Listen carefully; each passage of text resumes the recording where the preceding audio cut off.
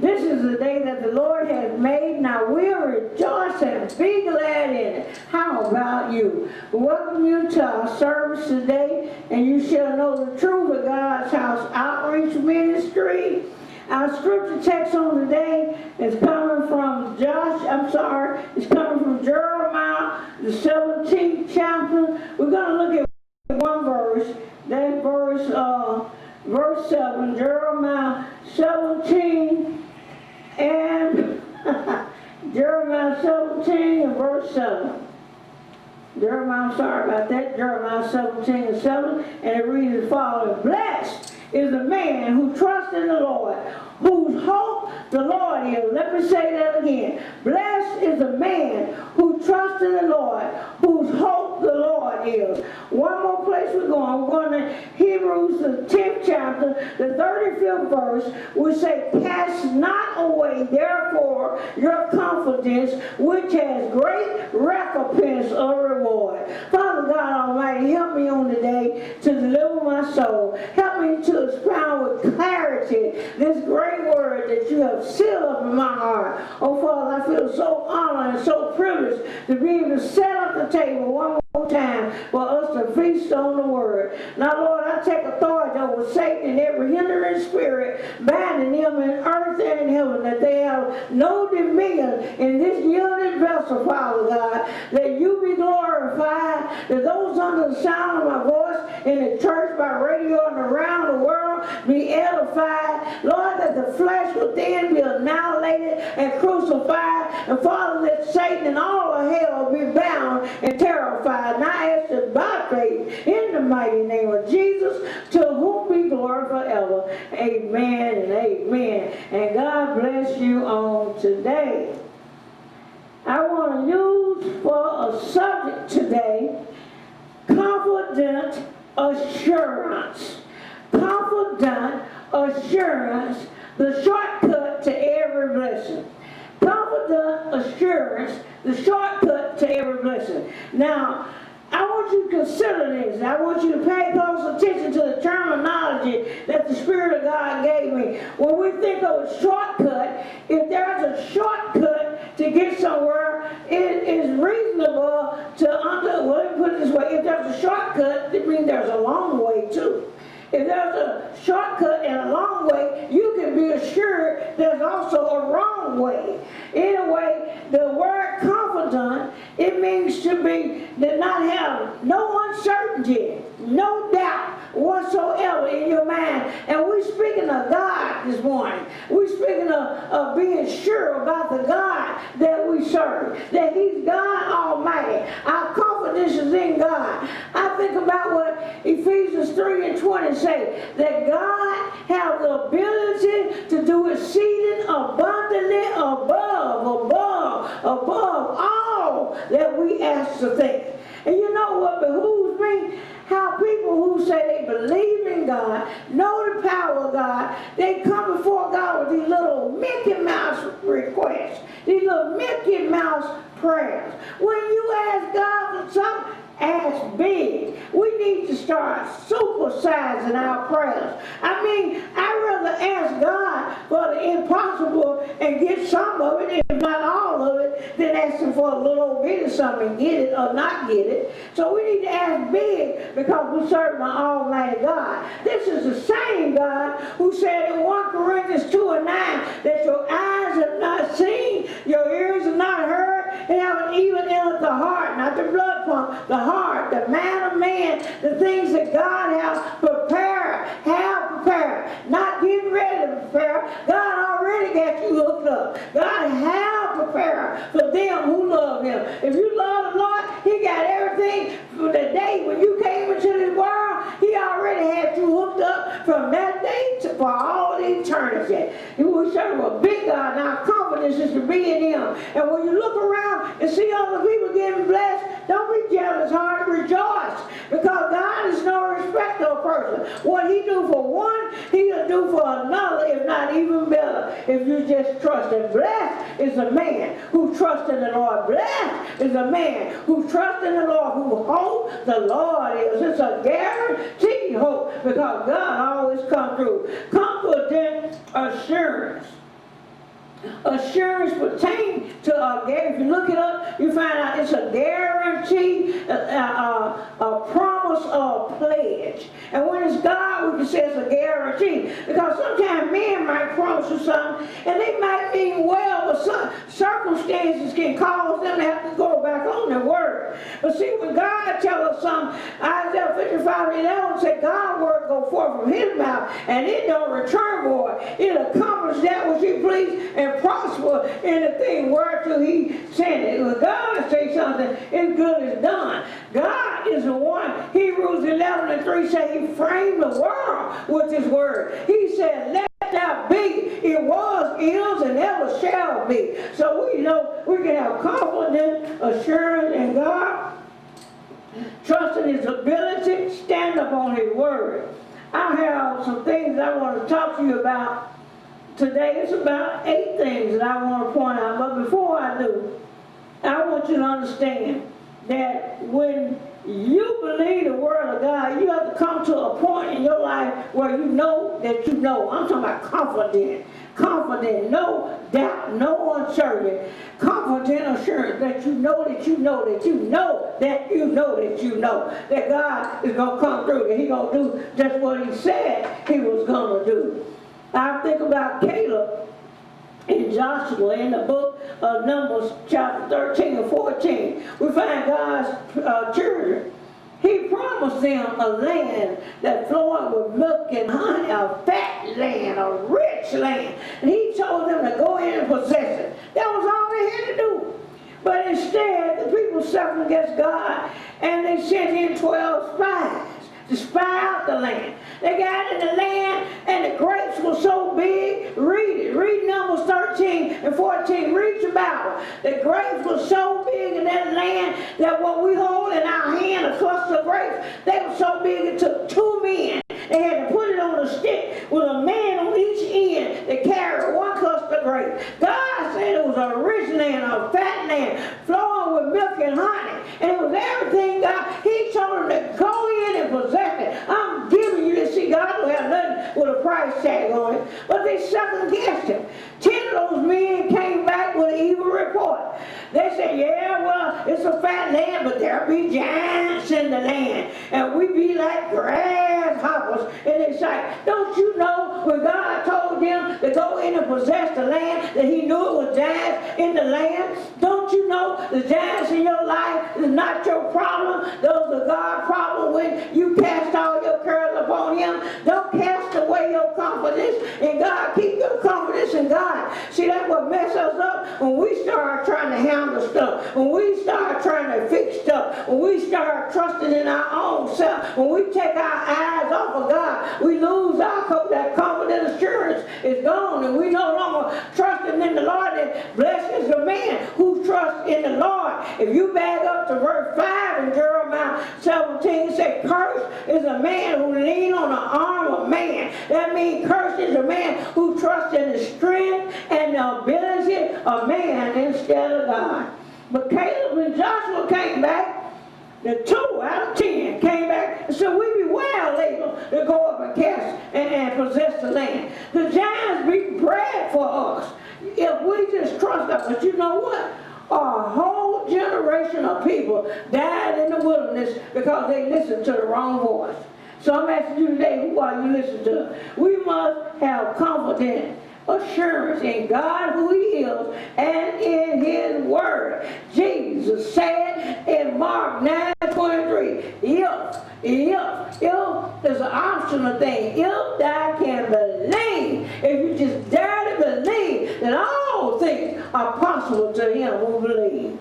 Now, we must have confidence, assurance. We must have faith in who he is. And you know what? I hear a lot of people say, well, I don't believe that, something about the Bible. I don't believe that. Well, he wasn't talking to you.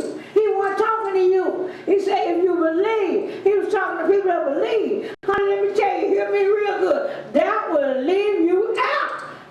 You out of the blessings, out of everything, and if not real careful, out of heaven and sealed into hell. Because the Lord told us in Revelation 21:8 that the fearful and the unbeliever, those are the 2 on the beginning of that list that shall shall not inherit the kingdom of heaven. An unbeliever is somebody full of doubt, full of uncertainty. Honey, we need to cast not away our confidence and keep our confidence in God and God alone, because He's the only one that's well able to see us through every circumstance, every trial, every difficulty. There's nothing too big for God. It don't matter about the mountain. He's a mountain mover. I'm telling you, cast not away your confidence. Hold on to it. Number one, I told you 8 things. Number one, wrong thoughts and our mouth will cancel our blessings.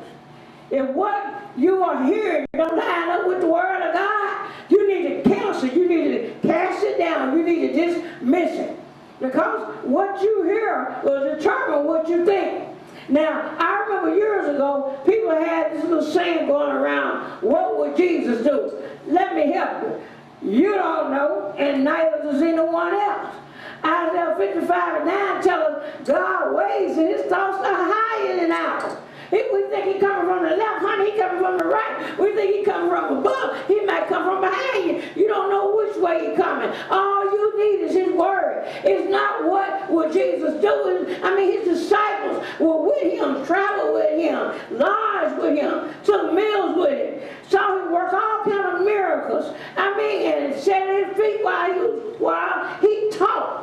And many times they were clueless as a duck in a windstorm. They didn't know which way Jesus was going to handle something. And as it came to the close of His ministry, they began to get to a point where they just shut up and just observed. My point being, we don't know what God's going to do, and that's not what we should be concerned about. It's not what will Jesus do, it's WDJS. What did Jesus say? Why? Because man should not live by bread alone, but by every word that proceeded out of the mouth of God. You can live your life in 100% complete, confident assurance when you're standing on the word of God, because it simply will not return void, and God not going to let you, me, and nobody else make a lie to Him. If He said it, shall He not do it? He's going to do just what He said He was going to do. You talk about a sure foundation, confident assurance. You talking about a shortcut to the blessing where we have faith in who He is, His ability to do all things, the mountain mover, the blind man healed, the leper cleansing man from Galilee. He the same one who defeated death. He said in Revelation 1:18, Jesus said, I am He who lived and was dead, and behold, I'm alive forevermore, and I have the keys to death and hell in my hand. Glory to God. You don't have no problem more serious than death. And Jesus defeated death, hell, and the grave when He went to that cross. Glory to the Lamb of God. So your thoughts come about, and then your mouth. We got to be careful about what come out of our mouth. We got to say what the Lord said about your situation. That's why you need to know the Word. Because you can't say what He said if you don't know what the Word says. That's why 2 Timothy 2:15 tells us to study to show ourselves approved. Romans 14:12 says we all will give account of ourselves. When you stand before God, the judgment bar, it's not going to be about Tom, Dick, and Harry. It's going to be about me, myself, and I. That's who it's going to be. And it ain't that old blame game thing that didn't work back in the garden, and it's not going to work at the judgment bar. Well, if so-and-so had did such and such a thing, I wouldn't. We're not talking about so-and-so. We're talking about you. See, it's going to be all on every man. You're talking about every man for himself, everyone. That's why you don't let nobody cause you to step out of the will of God and lose your blessing. You keep your confidence in the Lord and you go forward. Number 2, be real careful. Well, let's just go ahead and talk about this some more. Be real careful who you listen to. Adam and Eve plunged all humanity on death row because Eve listened to the serpent and Adam listened to Eve. And they disobeyed God and partook of the tree of knowledge of good and evil. In Genesis 2:17, God commanded them not to do so. He said, the day that you do, you shall surely die. He was speaking of spiritual death, being separated from God. Sin, Isaiah 59:2, separate us from God. It's like committing spiritual suicide. And because Adam and Eve was created to bring forth, to be fruitful and multiply, Genesis 1:26, they were to bring forth sons and daughters of God with a divine image that knew no sin. But because they disobeyed God, they forfeited the divine nature, the perfection of God that they were created with, and they took on a sin nature in the likeness of Satan. And the wages of sin is death, which means every child born from that point, a baby being born right now, born on death row. But praise God for Jesus, who came and went to the cross after taking a buck whipping for us. I promise you, I wouldn't take for no man, and walked with the hill through bloody footprints and laid down his life. Jesus said, no man take my life. I laid it down and I had the power to take it up again. And 3 days later, he rose from the grave with all power in heaven and earth in his hand. And when he cried it was finished, he stripped Satan of every legal right he had to steal, kill, and destroy, and to see our souls in hell. That legal right, honey, was sin, but Jesus paid for our sin. 1 John 1:7, the blood of Jesus Christ cleansed us from all sin. So we need to be careful who we listen to. All was born in sin because of two people. The first family listening to the wrong voice instead of listening to God. What did Jesus say? That's the one that we keep our confidence in. We keep our confidence in his word because number one, he loves us, and number two, if he said it, it's going to come to pass. Like he said it, when he said it, how he said it, to who, what, when, where, why, and everything. If he said it, it won't return void. That's a sure foundation that we can stand upon. Words can be a dangerous thing. I think about little children. You have some little children. You can take two children, two little boys, let's say, for example, they grow up next door to each other. One little boy grow up, and all his parents do, mother, father, whoever raised him, all they do is give him every reason to fail. Every time he do something wrong, instead of trying to teach him the right way to do it, they condemn him. Boy, you ain't gonna never be nothing. You just like your old daddy. You ain't good for nothing. He hears, he programming this child for destruction every time. And so by the time he grow up, he end up being a gangster or a crackhead or something because he feels like he heard all life. It's not gonna never be nothing. You can hear something and hear something till they get into you. That's why Jesus said in Luke 8:18, take heed, be careful how you hear, be careful who you're listening to. And that the boy that grew up next door to him, every time he fell, his parents encouraged him. Told him, that's okay, son, we're gonna work on this thing together, and the next time you're gonna ace this test. Oh, son, you can do it. Don't worry about it. Just keep trying. You'll make it the next time. Just keep, oh, son, I know you got it in you. I have complete faith in you. You're gonna rise above this, son. Let's pray and ask the Lord to help you. That type of parent. That little boy going to be a doctor, a lawyer, or somebody productive in society. Two little boys in the same neighborhood grow up side by side, but the difference is what they heard. So we have to be careful about what we hear and what come out of our mouth, because your mouth is just like a bell. Once you have spoken, you can't take it back. I don't care how many times you say you're sorry. Once a bell is wrong, it is wrong, and you can't take it back. It's like this man who had talked about this preacher so bad. And he thought about what he had did. See, if something's wrong with somebody, even if it's true, it's not any of your business. You don't know what God's doing in their life. You better touch not God's doing. You better let him take care of that. But this man was crazy enough to go all over town talking about this preacher. And when he came to his senses, he went to this other preacher and asked him. He said, Ray, he said, I know what I did was wrong. The Holy Spirit convicted me. He said, I'm so sorry. He said, if there's anything I can do to make it right. The pastor told him to get a big garbage bag, Go fill it up with leaves. And when you fill it up with leaves, come back to me. And I'll tell you what to do. He filled the garbage bag up with leaves, came back to the pastor. He said, okay, Pastor, I did it. He said, now what do I do? He said, I just want to make this right. What do I do? I'm so sorry. And the pastor said, I want you to take that garbage bag and go to each house in the village and put a leaf on each porch and then come back. He said, wait a minute, Pastor.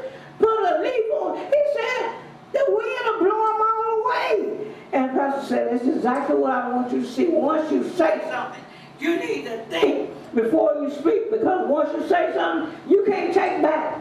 You can't, when that bell has rung, it is rung. And I don't care how many times you say, how many people walking around, and little children, what's so bad about it, they have scars on the inside of them that can't nobody see, but they live with the rest of their life because of somebody said. Proverbs 18:21 tells us that death and life is in the power of the tongue. And you know what? That means you can speak death or life over a circumstance or a situation or over a person. I thank God Almighty for my mother, who gave me the most awesome gift that I ever have. She gave me Jesus. And her last word that she told me before she went to heaven, she always called me baby. I'm her baby. Out of 3 girls, I'm the baby girl. Most of the time she refers to me as baby. Her last words was to me, my baby can do anything. And you know, I disregard that for years, but now when I find myself in a difficult situation, I can hear my mama saying it. My baby can do anything. See, words will build you or they'll tear you down. And it gives me a confidence. And then I think about what my Lord said. I can do all things through Christ, which strengthens me. And whatever I'm up against, get ready to come down. It's get ready to get fixed, defeated, or whatever needs to be done to it. And then God blessed me for 24 years. I had the most awesome husband that ever walked on earth. And he told me, he used to tell me, 2 things he told me that just stay with me. Sometimes we would have a difficult situation, and he'll look at me and he said, Marie, God ain't never failed us yet. God ain't never failed us yet. And see, now, when I go through a situation, my husband with the Lord, my mother with the Lord, I can hear my mother saying, my baby can do anything. I hear my husband saying, God never failed us yet. And the one other thing my husband used to tell me all the time, he used to shake his head. A lot of times I have a problem with the computer or something, and I stay up all night, but I get it fixed. And my husband shook his head at me, and he would say, you know what, Marie? He said, you put your mind to it, it's done. And I heard that over and over again, Marie, you put your mind to it, it's done. And so, you know, that's what I'm trying to say. Well, you need to be around people that build you up in the Lord, that build you up with the Word, that you might have that confident assurance. That assurance not in your abilities, but in the power of God to work through you. Because see, nothing that we can do on our own. Jesus said in John 15:5, without me you can do nothing. Yes, mother, I can do all things, but it's through Christ who's giving me the strength. Glory to God. So the words, number 3, beliefs and actions are determined by what we hear. Peter on death row, getting ready to be put to death. I wish I had time to just preach this whole thing. But Peter is getting ready to be put to death. But he was asleep. He had 16 guards on him. He had 2, 1 on each side, and he had 2 chains and 16 guards. The angel of the Lord came in the room, and the light shined so bright. Now, this is not no General Electric light. This is light from an angel of the Lord. You ought to be able to see it for a few city blocks. Peter was sleeping so good that he didn't even see the light. And the angel of the Lord, the Bible said in Acts 12 that he smote him. He had to hit him to wake him up, to raise him up, to wake him up. Why was Peter sleeping so good on death row? Come on now, he's supposed to have his head cut off the next morning. Why was he sleeping so good? Because the way you react is predicated on what you hear and believe. And see, back in John, the 21st chapter, the 18th verse, before Jesus ascended back to heaven, he had a conversation with Peter. And he told Peter that when he was old, somebody else would dress him and lead him around. Peter wasn't old, wasn't nobody else dressing him or leading him nowhere. So it didn't make no difference what the king planned to do. It didn't make no difference what the devil or all the well saved. He had the word of the Lord. And since he don't want nobody leading him around, although he was just hours away from being put to death, he knew it won't happen because he had confident assurance in the word of God. What I'm talking about today is having faith in God's ability and his word. That's the shortcut to every blessing. Without faith, Hebrews 11:6, it's impossible to please God. If you're going to pray and you have doubt in your heart, honey, you might well keep that prayer to yourself or go pray to a tree stump. You're going to get the same results. You got to have confident assurance. You got to be confident in who God is and his ability, that he's not hindered, he's not limited, he's not bound by anything, anybody, or any circumstance. Let me say it this way. Ain't nothing too big for the God that we serve. Nothing too big. Nothing too big for the God that we serve. You got to have that kind of confidence. You got to have that type of insurance. And I promise you, God will move that mountain. It's a shortcut to every blessing. You get to praying, and God said, wait a minute, hold it right there. Did you hear what my child just said? That's why I'm telling you today, stop praying Mickey Mouse prayer and start praying big. And stop looking to man for everything and look to God. Trust the Lord with all your heart and lean not to your own understanding. That's confident assurance. When you trust the Lord, blessed is a man who trusts in the Lord. Blessed is a man who trusts in the Lord. Blessed is a man who trusts in the Lord, who hopes the Lord is a guaranteed hope, because he always comes through. The word blessed means happy. Hallelujah, happy. They don't understand why all hell break loose and the bottom fall out and you singing and humming and going about your way. Everybody else walking around like they baptized in pickle juice and you so happy they think something wrong with you. No, you wired right. They're the one that's not wired right, because you hooked up to the one that can do anything. You hooked up to the one who promised to never leave nor forsake you. You hooked up to the one who said, I'll go before you and make the crooked path straight. I don't know about you, but the word says in Psalm 90, he who dwells in the secret place of the Most High shall abide under the shadow of God. If you abide under anybody's shadow, if you in anybody's shadow, that means that they in front of you. In order to be in somebody's shadow, they got to be in front of you. If you dwell in the secret place of the Most High and abide under the shadow of the Almighty, that means in Isaiah 45:2 said God will go before you and make your crooked path straight. You in his shadow because he's going before you and he's making the crooked path straight. I will say of my Lord that he is my refuge, my fortress, my God. In him will I trust. Blessed is the man who trusts in the Lord, who hope the Lord is, who hope the Lord. Happy is that man. I don't care what you're going through. 1 Peter 5:7 say, cast all means all. Cast all your cares upon the Lord. Take it to the Lord in prayer. Stop looking here and there. Stop looking at man. Get your hands off of it. Stop. As long as your hands on the wheel, God can't drive. Move your hand out of the way and let God have the wheel. He will take you to places that you never knew existed. Eyes are not seen, ears are not heard. It has even entered the heart of man. The things that God has for those who love him. If you love the Lord, let him be God in your life.